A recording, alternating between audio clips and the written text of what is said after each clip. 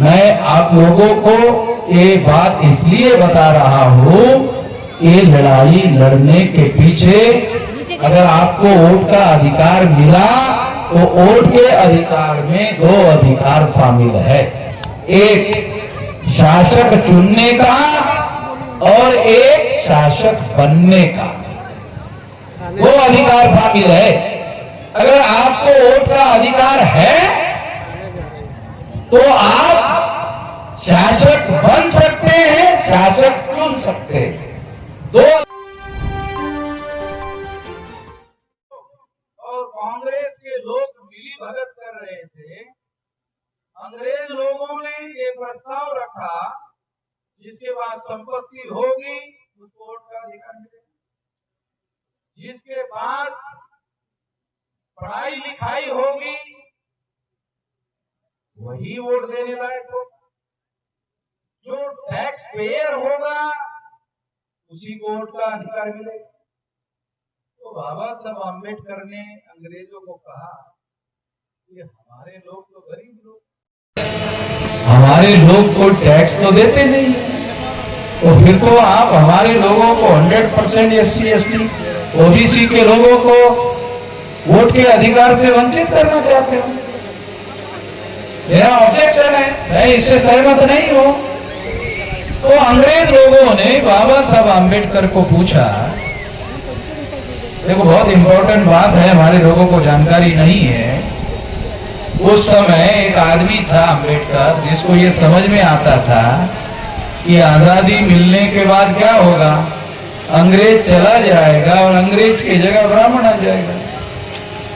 फर्क क्या होगा, अंग्रेज जाएगा और ब्राह्मण आ जाएगा। तो अंग्रेज ने कम से कम हमारे पढ़ाई लिखाई के दरवाजे खोल दिए थे। अगर ब्राह्मण पूरी तरह से आ जाएगा तो फिर तो मनुस्मृति का राज लागू कर देगा। इसलिए बाबा साहब आम्बेडकर ने इसका विरोध किया और कहा कि मेरा विरोध है। तो अंग्रेजों ने कहा भी क्या आधार है, वोट देने का आधार क्या है? हमने तो सही कहा है, और फिर कौन सा आधार हो सकता है? हमें तो समझ में नहीं आ रहा है कि किस आधार पर वोट दिया जाए। तो बाबा साहब आम्बेडकर ने अंग्रेजों को कहा, हमारे देश में 20 साल का लड़का होता है, उसकी शादी होती है ना, 20 साल का जो लड़का है उसकी शादी होती है और 21 साल में वो बच्चा उसके घर में पैदा होता है। ये भी गांव देहात में देखने को मिलता है। बाबा साहब आम्बेडकर को ये जानकारी थी, तो उन्होंने अंग्रेजों को बताया, अरे 21 साल में तो हमारे देश में जो लड़का है वो बाप बन जाता है, तो उसको वोट का अधिकार नहीं दो। बाप को गरीब लोग हो गए। तो अंग्रेजों ने पूछा फिर क्या हो रहा है? तो बाबा साहब आम्बेडकर ने कहा, देखो प्रॉपर्टी का आधार हटा दो, संपत्ति का आधार हटा दो, पैसे कौड़े का आधार बता दो, एजुकेशन का आधार हटा दो, केवल एक आधार रखो। बच्चा पैदा होता है, फिर वो 21 साल का होता है, वो पढ़ा लिखा हो, अनपढ़ हो, गंवार हो, उसको वोट का अधिकार होना चाहिए। मुझे नहीं लगता है किसी को पता है इसके बारे में। ये जो सारे देश भर में ये जो वोट का अधिकार मिला, जिसको बाबा साहब आम्बेडकर ने नाम दिया एडल्ट फ्रेंचाइज। एडल्ट फ्रेंचाइज का मतलब है प्रौढ़ मताधिकार। 21 साल के व्यक्ति को प्रौढ़ माना जाए और उसको वोट का अधिकार दिया जाए। तो ये प्रौढ़ मताधिकार का अधिकार अंग्रेजों के साथ लड़ाई झगड़ा करके संघर्ष करके बाबा साहब आम्बेडकर ने हासिल किया।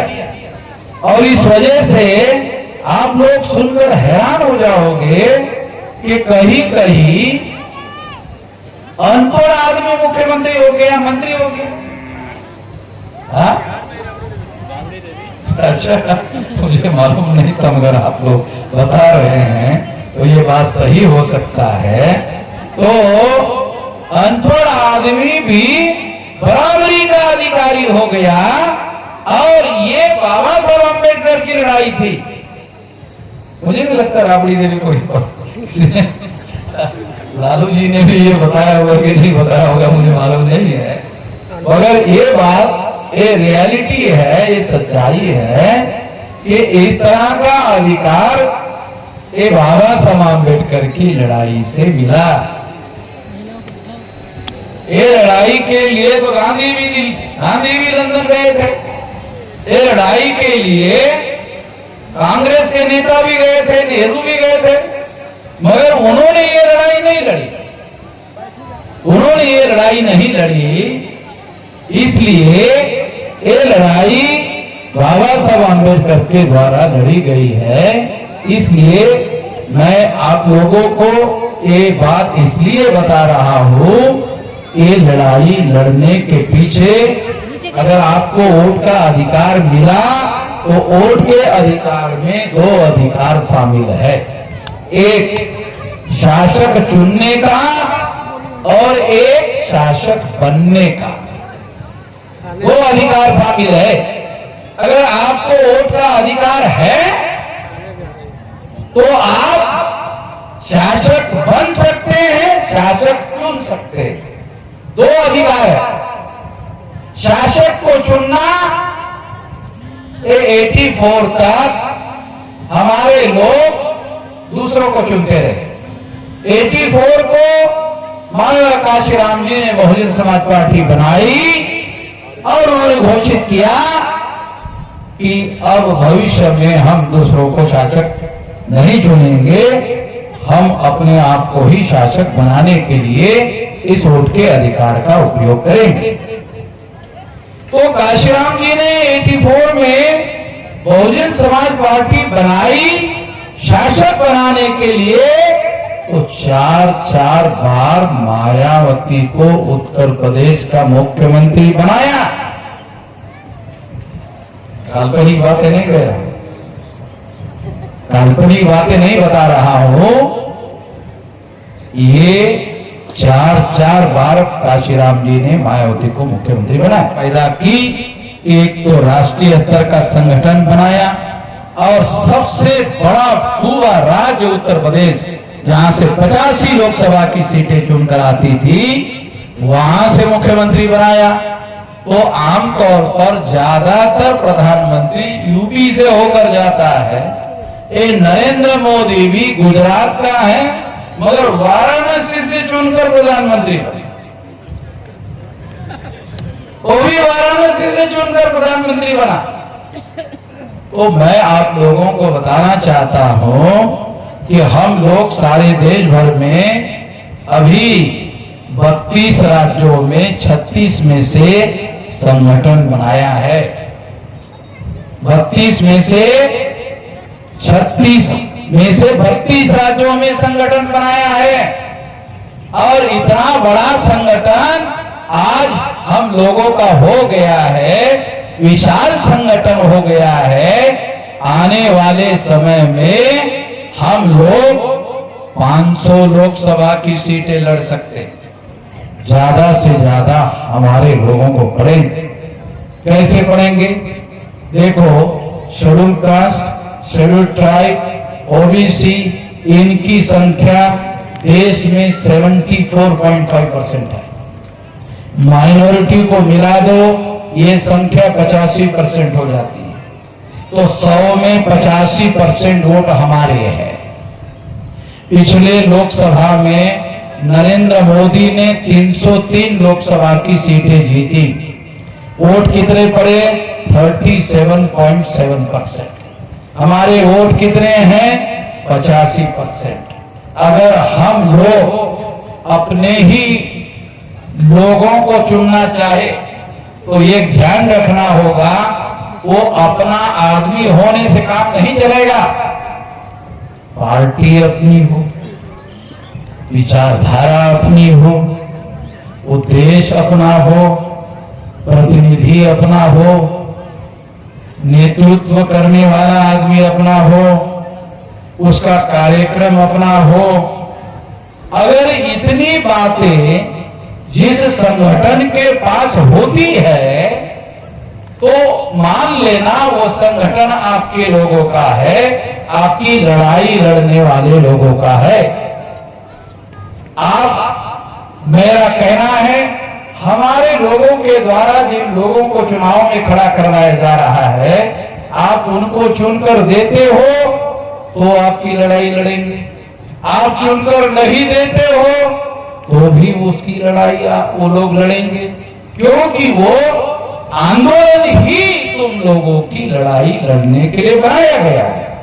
इसलिए ये लड़ाई जारी रहेगी, मगर ये लड़ाई अगर आप विधानसभा में पहुंचाना चाहते हो, अगर ये लड़ाई दिल्ली के संसद में पहुंचाना चाहते हो, जहां पावर कंट्रोल करने वाले लोग बैठते हैं, तो वहां अगर आप लोगों के लोग पहुंच जाए, अगर 272 लोग पहुंच गए, फिर तो आपकी सरकार हो जाएगी। ये तो देश में आपकी सरकार हो जाएगी, एससी एसटी ओबीसी माइनॉरिटी की सरकार हो जाएगी। अगर एससी एसटी ओबीसी माइनॉरिटी की सरकार हो गई तो उन्हीं लोगों का प्रधानमंत्री होगा। ये हम कैसा बोले कि बीजेपी वालों ने हमको रोक लगाया?